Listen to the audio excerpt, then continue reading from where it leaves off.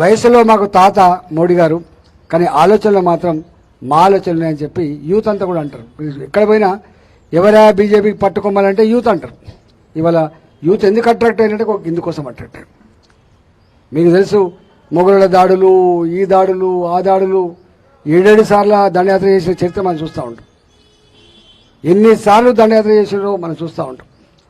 రాజులు లొంగిపోకపోతే పట్టుకొని కళ్ళు పీకేసిన చరిత్ర, రాజ కుటుంబాన్ని చెరిచిన చరిత్ర, ఈ దేశ మహిళల్ని చెరిచిన చరిత్ర మనం చూస్తూ ఉంటాం.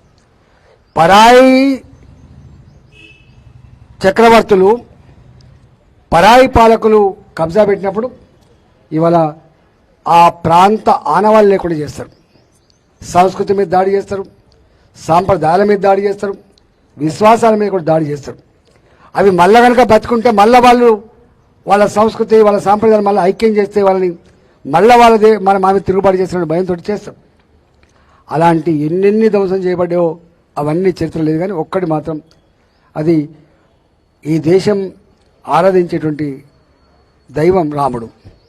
అయోధ్య రామాలయం ఆనాడు విధ్వంసం చేయబడ్డదని ప్రూవ్ అయిన తర్వాత, మన కోర్టులలో జడ్జిమెంట్ వచ్చిన తర్వాత, ఇవాళ జడ్జిమెంట్ ఉన్నప్పటికీ కూడా అందరినీ ఒప్పించి మెప్పించి ఇవాళ అతి తక్కువ కాలంలో రామ మందిరాన్ని నిర్మాణం చేసి జాతికి అంకితం చేసిన ఘనత కూడా మోడీ గారికి దక్కింది. ఇది వేల కోట్లనా, ఎన్ని వేల కోట్ల ఇష్యూ కాదు. అంటే భారత ప్రజల విశ్వాసాన్ని కాపాడిన వ్యక్తి నరేంద్ర మోడీ గారి విషయం మనం మర్చిపోతుంది. మీరు ఆలోచన చేయండి. రాజకీయాలు ఉంటాయి, రకరకాల పద్ధతులు ఉంటాయి, కానీ ఎక్కడ రాజీపల్లె. ఇలా ఒకప్పటి పాకిస్తాన్ అది పక్కల బలే కానీ భావిస్తాం మనం, ఎందుకున్నదో ఉన్నది అది.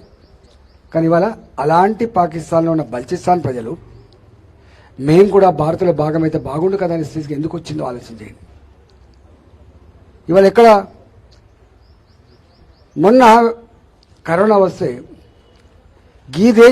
ఈ భారతదేశం అతి తక్కువ కాలంలో ఒక వ్యాక్సిన్ ఉత్పత్తి చేస్తుందని, ప్రజలకు ఉచితంగా అందిస్తారని ఎవరు అనుకోలే.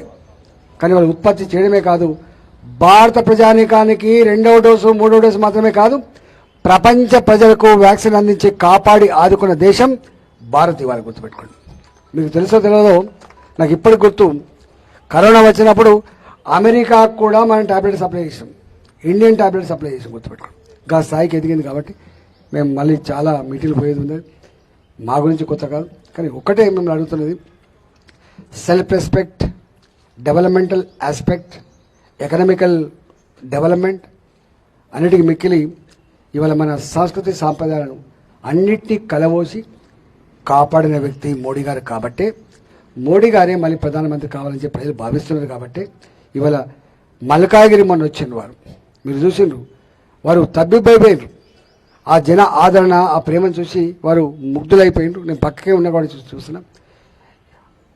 370 భారతీయ జనతా పార్టీగా, 400 పైసలకు ఎన్డీఏ టార్గెట్గా పెట్టుకున్న దాంట్లో ఇవాళ ఇక్కడ కూడా 12 పైసలు గెలిచేటువంటి ఆస్కారం ఉన్న వాతావరణం కనబడతా ఉంది. కాబట్టి అందులో ఒకటి మల్కాగిరి. కాబట్టి మొట్టమొదటిగా అడుగుపెట్టింది, మొట్టమొదటిగా శంకారం ఊదింది మల్కాగిరి. కాబట్టి దయచేసి అంత గంభీరమైన ఈ సందర్భంలో మీరందరూ కూడా ఇవాళ మోడీ గారికి ఆశీర్వదించమని చెప్పి, నన్ను కూడా ఆశీర్వదించమని చెప్పి కోరడానికి ఇక్కడికి వచ్చిన. కాబట్టి దయచేసి మీరు అన్నీ అసెస్ చేసుకోండి.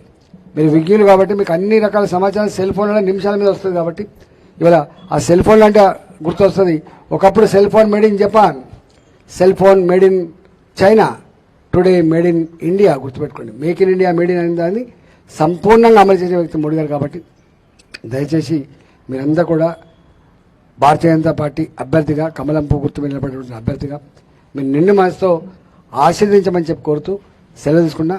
భారత్ మాతాకి, భారత్ మాతాకి.